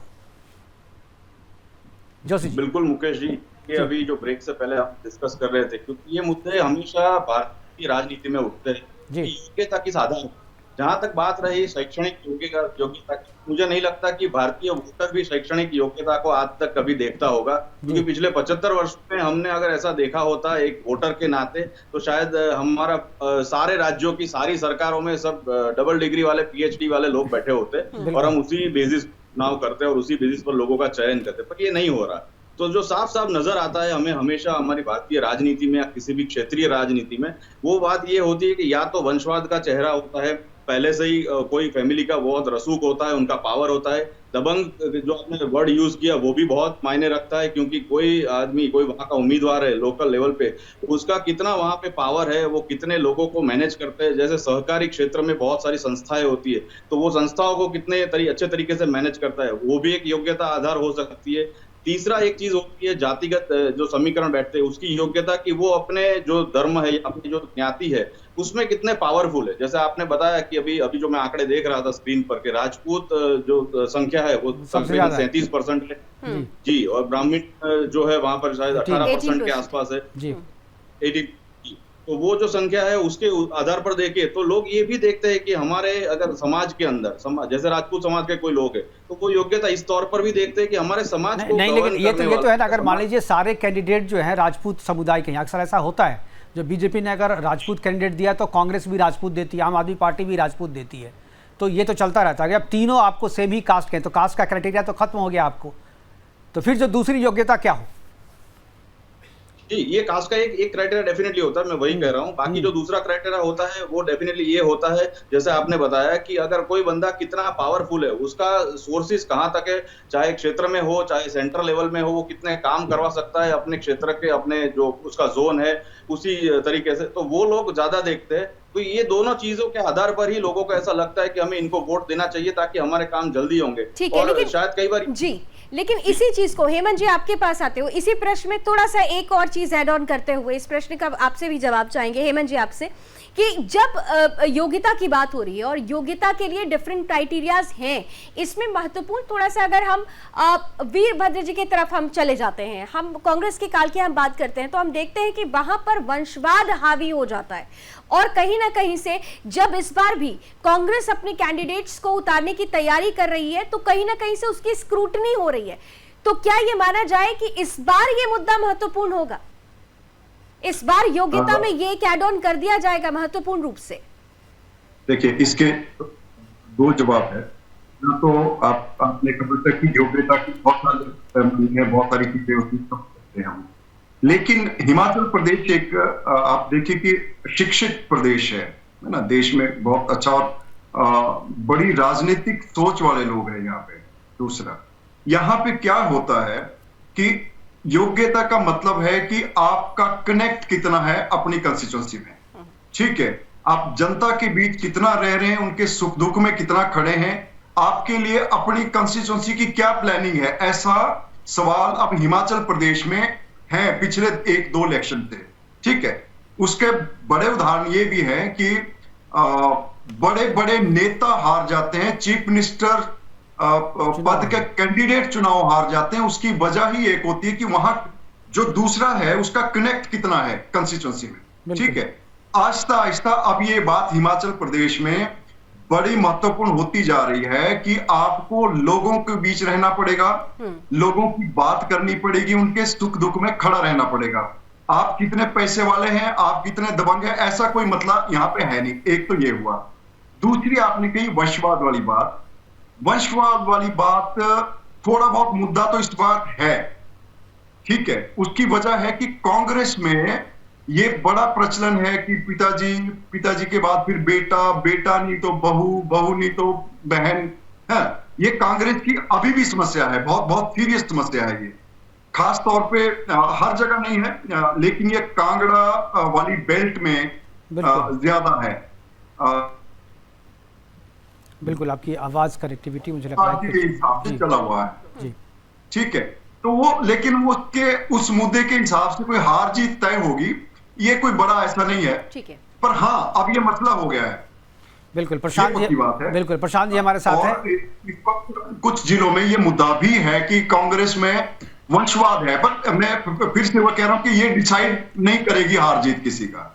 बिल्कुल, कुछ कंस्टिट्यूएंसी में प्रभावित कर सकती है, लेकिन पूरे स्टेट के रिजल्ट को उतना ज्यादा प्रभावित नहीं करेगी। बिल्कुल बिल्कुल, हार जीत को डिसाइड नहीं करेगा। बिल्कुल बिल्कुल, प्रशांत जी हमारे साथ हैं, हालांकि गुजरात से हैं और गुजरात की राजनीति में अच्छी समझ रखते हैं, लेकिन चूंकि एनालिसिस जो है ये नेशनल लेवल पे भी करते हैं और हिमाचल प्रदेश में भी इनकी पकड़ है। एक जो चीज़ अभी इसी सवाल से जुड़ा हुआ है प्रशांत जी, क्या जो आखिर क्राइटेरिया की बात कर रहे हैं, तो आखिर में एक ही क्राइटेरिया, एक ही योग्यता बचती है कि विनिबिलिटी, जीतने वाला प्रत्याशी कौन हो सकता है, जाति के आधार पे, वंश के आधार पे, दबंगता के आधार पे, या जो तिकड़मबाजी, मैंने एक टर्म यूज किया कि तिकड़मबाज होता है। तो क्या लगता है कि ये विनिबिलिटी का जो फार्मूला है ये हर एक पार्टी के लिए अलग अलग होता है और इसी आधार पे आखिरी चयन, क्योंकि बहुत कहते नहीं जी हमने कार्यकर्ता जो है लगे हुए थे भाई 5 साल 10 साल से कार्यकर्ता क्षेत्र में काम कर रहे थे, लेकिन लास्ट में होता क्या है कि कांग्रेस से कोई कैंडिडेट आया, बीजेपी का टिकट लेके जीत गया, कोई बीजेपी का कैंडिडेट आया और कांग्रेस में टिकट लेके जीत गया, और जो कार्यकर्ता जमीन पे काम कर रहे हैं वो नजरअंदाज कर दिया जाता है। जबकि हर एक बार पार्टी कहती कि नहीं कार्यकर्ताओं का सम्मान होगा, लेकिन आखिरी में विनिबिलिटी ही हावी होती है। प्रशांत जी, आपको मेरी आवाज ऑडिबल है? जी जी, आ रही है, आ रही है। देखिए, दुविधा ये है, आप योग्यता शब्द पे बहुत भार दे रहे थे कब से। अभी दुविधा ये है कि जो योग्य होता है वो राजनीति में नहीं होता है, और जो राजनीति में होता है वो योग्य नहीं होता है। ये हमारा बेसिक ट्रेडिशन हिंदुस्तान की राजनीति में रहा हुआ है। योग्यता मतलब पर्सन की सिर्फ एजुकेशन मायने नहीं रखती है, उसके साथ उसकी खुद की एक अंडरस्टैंडिंग पॉलिटिक्स की और ग्राउंड लेवल तक के सिटीजन्स की, और ये पूरे इकोसिस्टम में सिटीजन्स के लिए क्या करना है, मतलब सिटीजन्स एज वेल एज उनका सिटी ले लो, गांव ले लो, जिला ले लो, तहसील ले लो, तो इंफ्रा डेवलपमेंट के नाम से और सिटीजन की सर्विस तक क्या ब्रिज कैसे बनना है, उसकी योग्यता सिर्फ एजुकेशन से नहीं आती है। उसके लिए डे टू डे इंटरेक्शन से लेके उनकी खुद की एक कम्युनिकेशन और कनेक्टिविटी दोनों की, मतलब जैसे कनेक्टिविटी सिर्फ रास्तों की, नगर के या हाईवे के साथ नहीं, नेता की इकोसिस्टम की सिटीजन के साथ कनेक्टिविटी वो लोग कैसे बनाते हैं, तो वो एक योग्यता का भाग है। टिकट कौन लेके आता है, तो आज की तारीख में ऐसा है, हम दोनों मेजर पक्ष जो है भारतीय जनता पार्टी और कांग्रेस, बीजेपी में हम सब जानते हैं कि टिकट कोई भी राज्य का हो, आप तो हिमाचल की बात करो, हमारे गुजरात की तो ज्योग्राफी और डेमोग्राफी पूरी अलग है, बाकी स्टेट में तो थोड़ा बहुत भी लोकल लेवल पे जो प्रेसिडेंट और अध्यक्ष है, पूरी उनकी बॉडी है, वो कुछ ना कुछ लेवल पे इवेल्यूट करती है, लोकल लैंग्वेज से लेके, कम्युनिटी से लेके, पूरा वो एक सर्कल क्लोज होता है। गुजरात में तो ऐसा है कि सिर्फ मोदी साहब या अमित शाह साहब के नजदीक कोई अच्छा है जिसने ऑलरेडी पास में काम किया है, जो बिल्कुल मुझे लगता है योग्यता में बहुत ज्यादा बात हो गई, लेकिन इतना जरूर है, लेकिन इतना जरूर है जो बात आप कह रहे हैं कि मोदी जी से आपने कनेक्ट करने की कोशिश की, क्योंकि गुजरात की बात हो रही है, तो हिमाचल प्रदेश में भी कुछ ऐसा ही नजर आ रहा है। प्रधानमंत्री मोदी हमेशा ये कहते हुए सुनाई भी देते हैं कि हिमाचल से उनका विशेष नाता रहा है, और इस बार भी जिस तरीके से विकास की परियोजनाओं का उद्घाटन हो रहा है, जनता डायरेक्ट कनेक्ट करते हुए देख रही है। शायद यही वजह है कि ओपिनियन पोल में पहला जो ओपिनियन पोल है वो कामकाज के आधार पर और मोदी के नाम पर भारतीय जनता पार्टी को जीत दिलाता हुआ नजर आता है। अब लास्ट मोमेंट पे क्या होता है, देखिए बदलाव हो सकते हैं, लेकिन फर्स्ट ओपिनियन पोल ये जो कह रहा है वो भारतीय जनता पार्टी के पक्ष में जाता हुआ नजर आ रहा है। अब कुछ और प्रश्नों की तरफ जरा आगे बढ़ लेते हैं। दो बड़े महत्वपूर्ण प्रश्न हमने आपके समक्ष रखे और इन प्रश्नों की कड़ी में आइए जरा जल्दी से स्क्रीन पर लेकर आइए। हमने आपसे पूछा कि केंद्र राज्य में एक ही पार्टी की सरकार को क्या आप अच्छा मानते हैं, यानी डबल इंजन की सरकार को क्या आप अच्छा मानते हैं, तो रिजल्ट मुकेश जी सामने है। बिल्कुल 91%, यानी तकरीबन जो सारे के सारे जितने लोग हैं कह रहे हैं कि 91% की हाँ डबल इंजन की सरकार को सपोर्ट कर रहे हैं, अच्छा मानते हैं, और 3% कह रहे हैं कि नहीं डबल इंजन की सरकार अच्छी नहीं होती है। 6% लोग जो है वो बोलते हैं फ़र्क नहीं पड़ता, केंद्र में किसी भी सरकार हो, राज्य में सरकार बदल देते हैं हम, 6% को फ़र्क नहीं पड़ता। लेकिन 91% जनता जो है वो ये कह रही है कि डबल इंजन की सरकार जो है वो स्टेट के लिए, राज्य के लिए अच्छा होता है। एक और प्रश्न हमारे पास है, 2 प्रश्न को ले लेते हैं, उसके बाद दोनों पे अपने मेहमानों से हम चर्चा करेंगे। दूसरा कि मुफ्त का प्रलोभन देने वाली पार्टी को आप कैसा मानते हैं? यानी चुनाव में जो कहते हैं फ्री वीज का जो बांटते हैं उसको कैसा, तो खराब 82% बोल रहे हैं कि नहीं ये अच्छा नहीं है, यानी मुफ्तखोरी जनता को अच्छा नहीं लग रहा है, खराब लग रहा है। और अच्छा यानी मुफ्तखोरी को सपोर्ट करने वाले 6% है, 12% वैसे जो कहते हैं कोई फर्क नहीं पड़ता भाई। ये पहाड़ों की जनता है, देखिए पहाड़ की जनता स्वाभिमानी जनता कहा जाता है, और पहाड़ों की जनता के लिए कहा जाता है कि सीधे होते हैं, स्वाभिमानी होते हैं, इसलिए मुफ्त का प्रलोभन लेकर अगर कोई पहुंच रहा है तो उनके लिए ये ओपिनियन पोल का रिजल्ट है कि मुफ्त के प्रलोभन को पसंद नहीं किया जा रहा है। पहाड़ों पर खराब मानती है जनता 82%, अच्छा 6% मानती है, और 12% को कोई फर्क नहीं पड़ता। लेकिन इन सब के बीच आइए इन्हीं 2 प्रश्नों को लेते हुए अब चलते हैं अपने पैनलिस्ट के पास। और जिगर जी आपके पास आते हुए सबसे महत्वपूर्ण प्रश्न ये था, एक तरफ डबल इंजन की सरकार जिसके लिए जनता हामी भरती हुई नजर आती है, दूसरी तरफ प्रलोभन को नेगेटिव मानती है और उसको इंकार करती हुई नजर आती है। किस तरीके से आप ले रहे हैं? क्योंकि यहां पर देखिए दोनों ही चीजें हैं, Bharatiya Janata party double engine की सरकार पर दम भर रही है, आम आदमी पार्टी जो त्रिकोणीय मुकाबला कर रही है वो मुफ्त का प्रलोभन देकर उतरी हुई है। बिल्कुल, आपने बहुत सही सटीक बात बताई, और ये जो आकलन आपका जो ओपिनियन पोल दिखा रहा है उसमें भी वो आंकड़े ही रिफ्लेक्ट करता है कि पहाड़ों की जनता क्या सोच रही है, उनके मन में क्या चल रहा है। पहली बात जो आपने बताई, डबल इंजन की सरकार है और दोनों जगह बीजेपी की गवर्नमेंट की होने की वजह से काफी सारे कामों में जो रुकावटें पैदा होनी नहीं चाहिए वो नहीं होती, बहुत सरलता से काफी सारे काम हो जाते हैं और लोगों को और जनता को उसका फायदा मिलता है।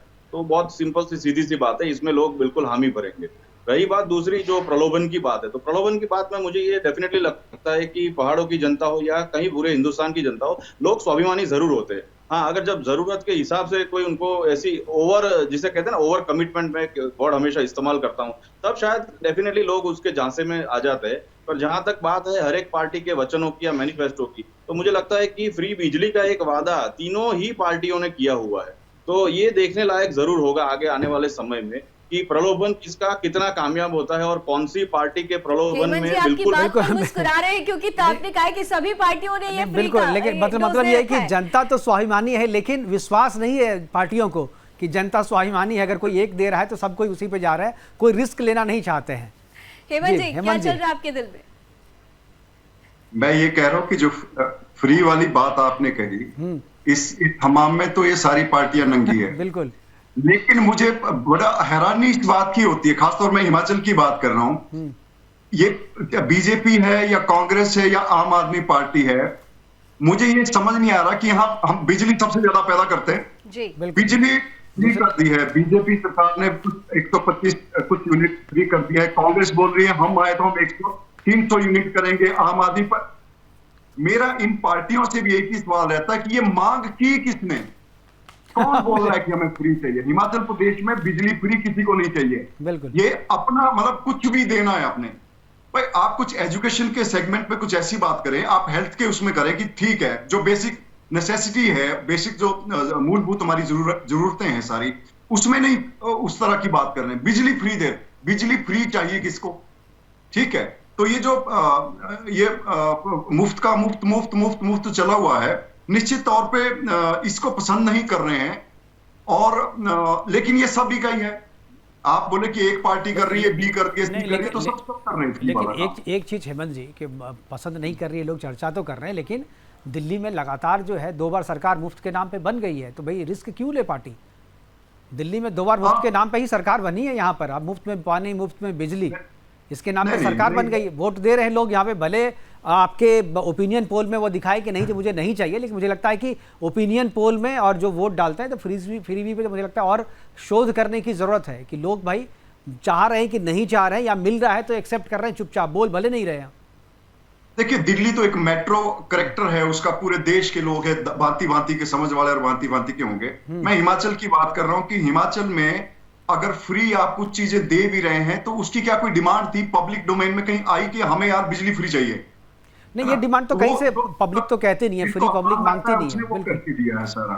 तो हिमाचल प्रदेश में और एक चीज बताऊं मैं, इन चीजों का कोई फर्क नहीं पड़ता। हिमाचल प्रदेश में फ्री का आप जो भी कुछ बोल रहे हैं, गारंटियां दे रही है आम आदमी पार्टी ने दे दी है, कांग्रेस ने दे दी है, बीजेपी का भी कुछ ना कुछ अभी आएगा या कुछ कर रहे हैं सारे, लेकिन वो वोट में कन्वर्ट होगा हिमाचल प्रदेश में सवाल ही पैदा नहीं होता जितना मैं जानता हूं। सरकार को तो ठीक माना जा रहा है, लेकिन क्योंकि हमने 2 प्रश्न पूछे थे मंजय, इसलिए इस पर भी जल्दी से थोड़ा रिएक्शन दे दीजिए कि केंद्र और राज्य में अगर एक ही पार्टी की सरकार हो तो जनता उसे पसंद करती हुई नजर आ रही है। निश्चित तौर पे देखिए, जनता को ओवरऑल ये तो सभी जानते हैं कि नेचुरली ज्यादा बढ़िया काम होंगे, बेहतर तालमेल होता है, ज्यादा परियोजनाएं आती है, बट वो मैं कह रहा हूं कि जो करेक्टर रहता है ना स्टेट का अलग अलग, तो हिमाचल का 2007 में बीजेपी आई हिमाचल प्रदेश में, धूमल जी चीफ मिनिस्टर बने, केंद्र में कांग्रेस की सरकार थी सारे, तो ये निश्चित तौर पे है तो फायदे वाली बात किसी भी स्टेट के लिए कि अगर केंद्र और राज्य में एक ही सरकार है तो उससे निश्चित तौर पे बहुत फायदा होता है। बिल्कुल बिल्कुल। प्रशांत जी के पास जाएंगे। प्रशांत जी, आपसे यही कि फ्री वाली पे पहले मैं पूछूंगा कि फ्री फ्री फ्री के कह रहे हैं, मना भी कर रहे हैं कि हम स्वाभिमानी जनता है, जनता हमारे ओपिनियन पोल में भी कह रही कि नहीं फ्री नहीं चाहिए हमें, लेकिन पार्टियां कन्विंस नहीं है। आम आदमी पार्टी भी कन्विंस नहीं है, कांग्रेस भी कन्विंस नहीं है, जैसा हेमंत जी करेंगे बीजेपी भी कुछ प्लान कर रही है, तो पार्टियां क्यों कन्विंस नहीं, क्यों कंफ्यूज है? अगर भाई फ्री नहीं देना है तो कोई एक पार्टी तो हिम्मत दिखाए कि भाई ठीक है फ्री को हम कुछ नहीं देंगे, हम अपने कामकाज के आधार पर ही वोट मांगेंगे। क्या इतनी हिम्मत कोई पार्टी क्यों नहीं दिखा पाती है?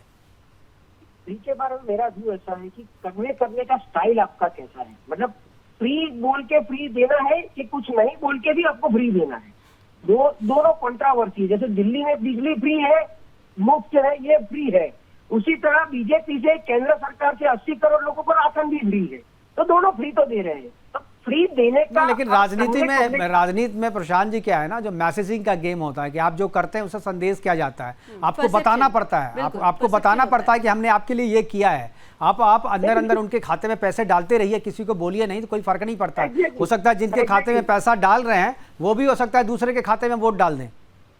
तो जन धन योजना से मुफ्त अकाउंट खोलना, उसमें 1000 रुपया हर महीने दे देना, किसान सम्मान निधि 6000 रुपया दे देना, फ्री राशन देना, ये भी एक अच्छी, तो ये मोड ऑफ जो कन्वेंस है ना, कैसे कन्वे किया है वो किसी को एक्सेप्ट हुआ है। उसी तरह फ्री बिजली, अरे भाई पूरे देश में बिजली तो अच्छी तरह अभी तो हम बना रहे हैं खुद की सोलर। हिमाचल प्रदेश में तो एक्सेस है, वो तो हिमाचल प्रदेश दूसरे स्टेट को देती है। परियोजना का फिर शिलान्यास भी किया है नए तरीके से जी। तो उसी तरह की आप उसको एक अलग स्टाइल से आप दे सकते हो, दिल्ली में भी देना हो तो अलग स्टाइल से दे सकते हो, गुजरात में देना है तो भी दे सकते हो। तो फ्री में ऐसा मान रहा हूं मैं कि वो एक टर्मिनोलॉजी पे जाता है। सिमिलरली मैं उसी मतलब आपके दूसरे प्रश्न पे ऑटोमेटिकली आ जाता हूं कि ये डबल इंजन वाली टर्मिनोलॉजी गलत है, क्योंकि जब आदमी मुख्यमंत्री बनता है तो वो पूरे राज्य का बनता है, उसी तरह आदमी प्रधानमंत्री बनता है तो पूरे देश का बनता है। तो प्रधानमंत्री के लिए पूरे देश का सिटीजन उसके लिए उसका खुद का है।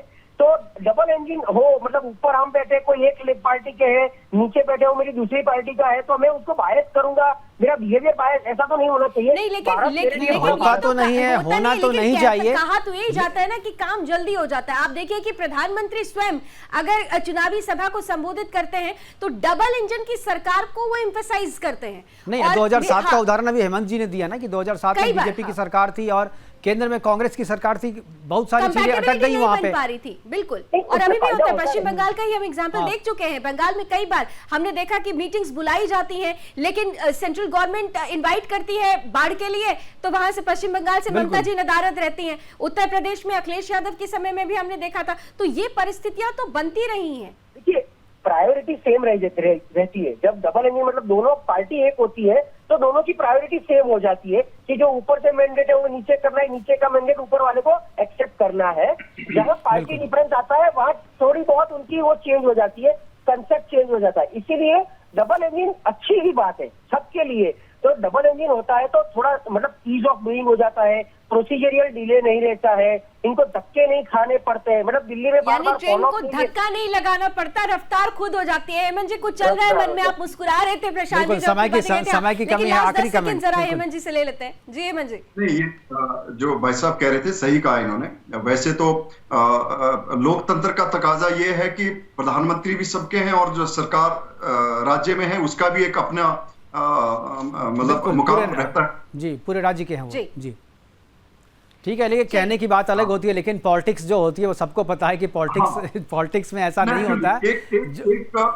देखिए बहुत सारी चीजें क्या होती है अनफॉर्चुनेटली कि ए पार्टी की सरकार यहाँ है, बी पार्टी की सरकार केंद्र में, काम हो ही जाते हैं ऐसा नहीं है, लेकिन बहुत सारे काम फिर हम एक पॉलिटिकल हिसाब से देखते हैं और वो उस तरह की तेजी नहीं आ पाती उसमें। ये एक बेसिक बिल्कुल जो काम में जो स्मूथनेस जो हाँ बिल्कुल बिल्कुल स्मूथनेस जो होती है वो स्मूथनेस नहीं होती है, गति वो नहीं होती है। शिलान्यास किया था उन्होंने, उसका उद्घाटन भी किया। बिल्कुल ठीक है, अगर ये इस तरह का मतलब बड़ा तेजी नहीं लाई होती इसमें या कुछ और मसले होते तो पता नहीं बिल्कुल शायद अटक जाता। बिल्कुल जो आखिरी टाइम में जिस तरीके से तेजी आई और प्रोजेक्ट सारे पूरे हो गए और जनता को डिलीवर कर दिया गया, ये अगर डबल इंजन की सरकार नहीं होती तो शायद ये संभव नहीं हो पाता। फिलहाल हमारे पास समय की कमी, हमसे जुड़ने के लिए आपका हेमंत जी, आपका प्रशांत जी, आपका और जोशी जी, आपका बहुत बहुत जिगर जोशी जी, आपका बहुत बहुत धन्यवाद। जुड़े और अपनी अपनी बातें रखी, लेकिन सत्ता का महासंग्राम जारी रहेगा, तब तक जारी रहेगा जब तक परिणाम नहीं आ जाते। परिणाम नहीं आ जाते। और यहाँ पर बता देना ही महत्वपूर्ण हो जाता है कि फिर से मैं दोहरा देती हूँ, कार्यक्रम की शुरुआत में भी हमने कहा था कि ये हमारा पहला ओपिनियन पोल है। हम जैसे चुनाव नजदीक आएंगे हम ओपिनियन पोल का रिजल्ट आपके सामने फिर से लेकर आएंगे। सवाल भी अलग अलग होंगे। बिल्कुल, सवाल भी अलग होंगे और जवाब आपको देना है, इसलिए जवाब आप भी अलग दे, एक जैसा दे, आपके ऊपर है, लेकिन हमारे सवाल अलग अलग होंगे। जिस तरीके से डेवलपमेंट होता रहेगा उसी के हिसाब से 15-15 दिन के बाद हम ओपिनियन पोल आपके पास लाते रहेंगे और आपकी राय जो है पूरे देश को हम बताते रहेंगे। तो आज हिमाचल की बात हुई, गुजरात अभी बाकी है, इसलिए सत्ता के महासंग्राम में हमसे जुड़ते रहिएगा। फिलहाल अभी के लिए बस इतना ही, हम दोनों को दीजिए अनुमति और देश और दुनिया की तमाम खबरों के लिए आप देखते रहिए सुदर्शन न्यूज। नमस्कार, जय हिंद।